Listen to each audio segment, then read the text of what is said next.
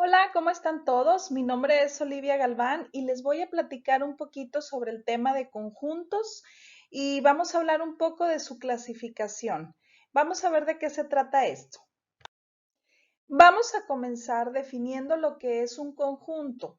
Un conjunto viene siendo un grupo que está formado por una lista de objetos y cada uno de los objetos se le va a llamar elemento de un conjunto o miembro de un conjunto.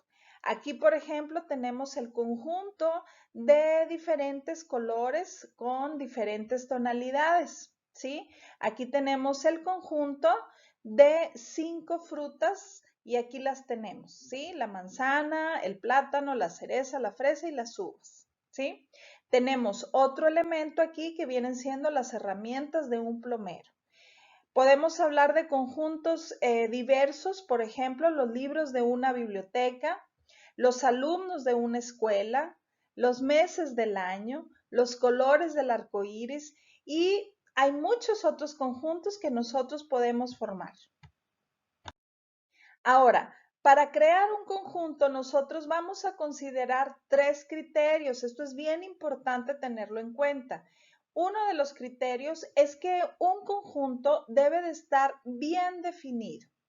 Si es así, por ejemplo, nosotros aquí tenemos el conjunto de las estaciones del año. ¿Cuántas estaciones tenemos? 4: primavera, verano, otoño e invierno.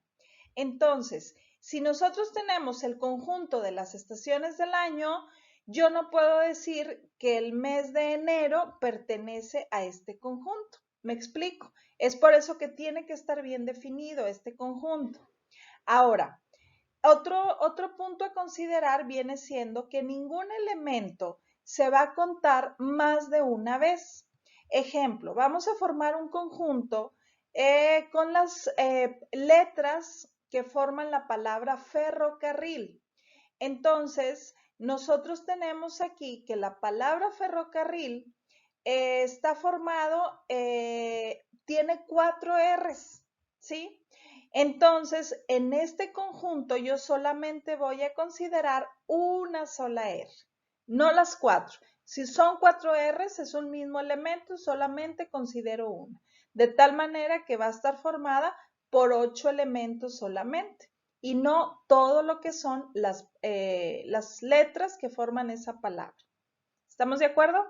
Ahora, el tercer elemento a considerar es de que no se toma en cuenta el orden de los elementos. Observa aquí, tenemos el conjunto que está formado por las letras de la palabra casa.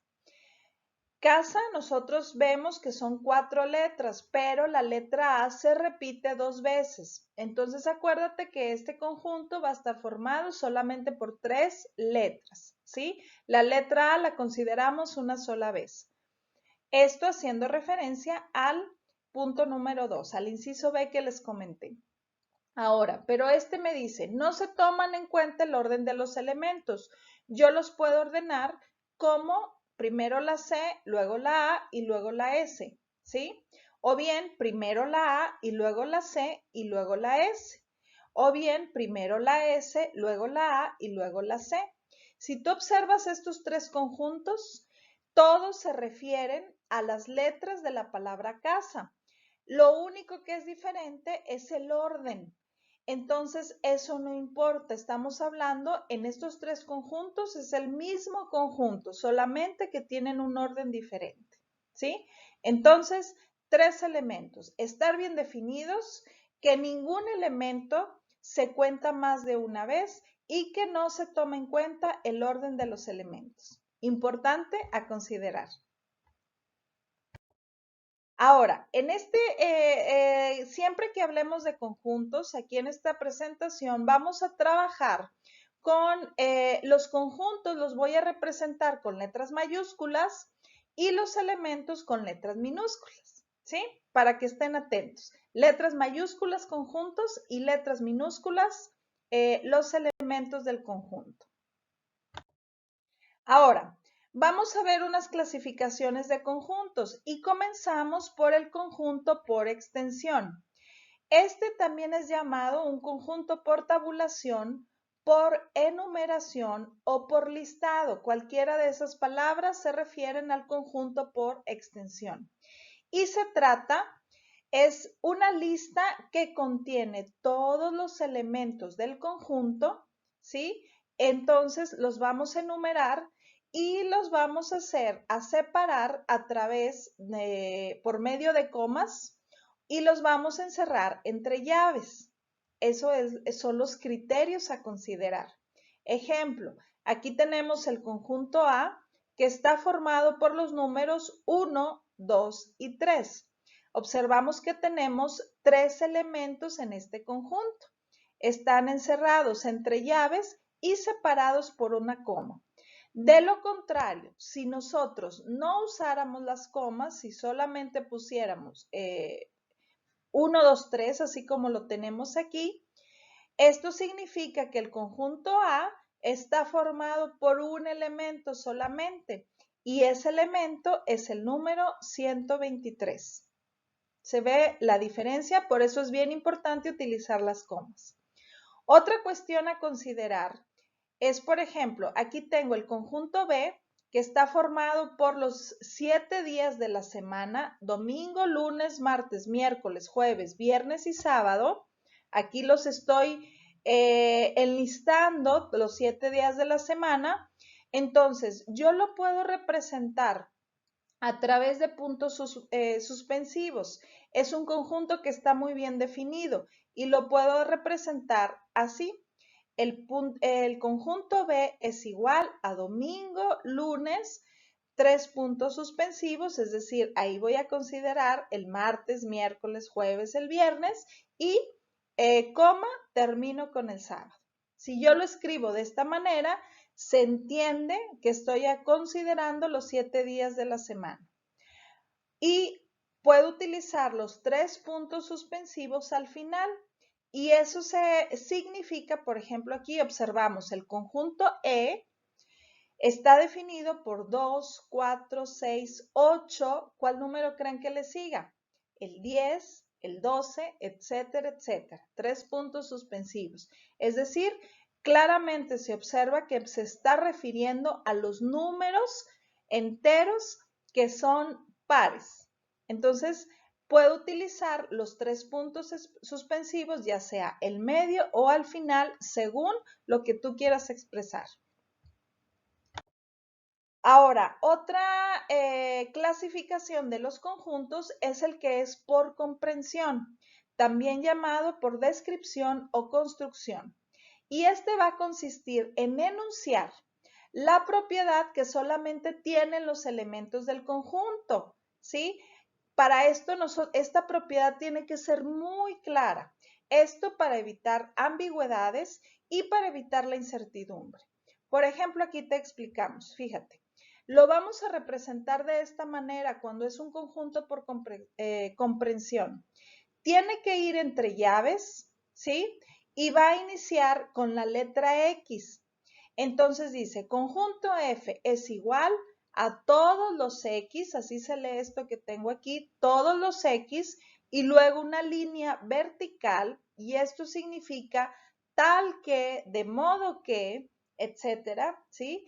Tal que, fíjate, los X, así se lee, es día de la semana. Entonces, ¿aquí qué significa? Que las X o la letra X me va a representar cualquier día de la semana. Lunes, martes, miércoles, jueves, viernes, sábado, domingo. ¿Sí? Ahora, observa el ejemplo 2. El conjunto G es igual a X tal que X es planeta del sistema solar. Puede ser Marte, puede ser Mercurio, puede ser Tierra, etcétera. Vamos a considerar todos los planetas que están en el sistema solar. Está bien definido.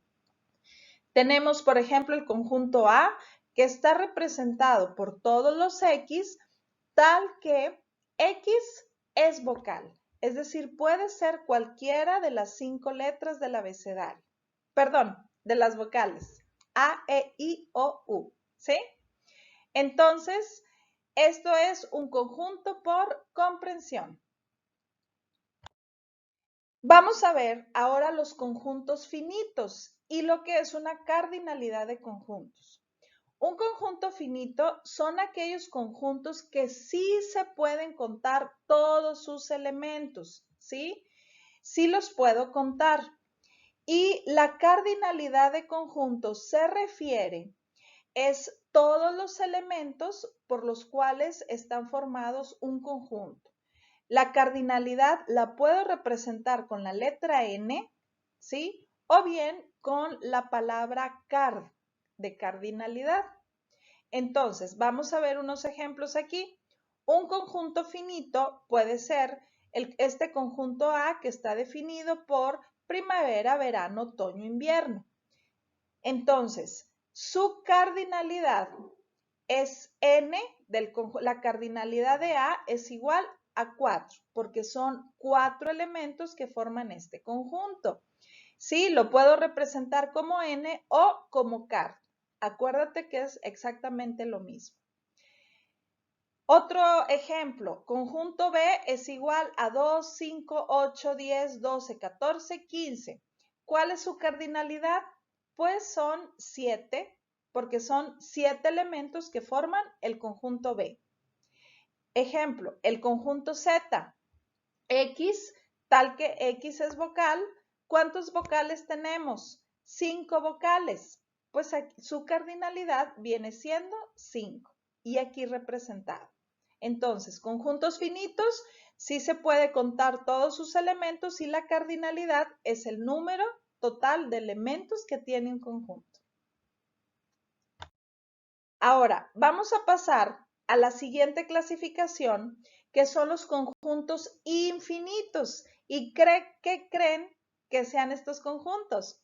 Pues aquellos que no terminas de contarlos, ¿sí? Sus elementos. No hay un fin, son infinitos. Entonces, un ejemplo puede ser el conjunto M, que es igual a 1, 3, 5, 7, 9 y 3 puntos suspensivos. ¿A qué crees que se refiere a esto?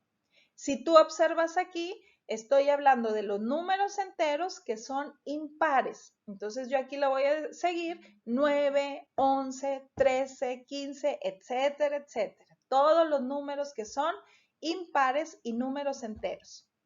Otro conjunto infinito, por ejemplo, es el conjunto D, que está formado por todos los X, tal que X es un número real. Todos los números enteros, positivos, negativos, los números fraccionarios y los números irracionales, ¿sí? Los que no tienen fin y son también también pueden ser periódicos. Entonces, todos estos números reales también son infinitos. Va desde menos infinito hasta más infinito. Ahora, otro conjunto infinito donde no hay fin, por ejemplo, son todos los X tal que X.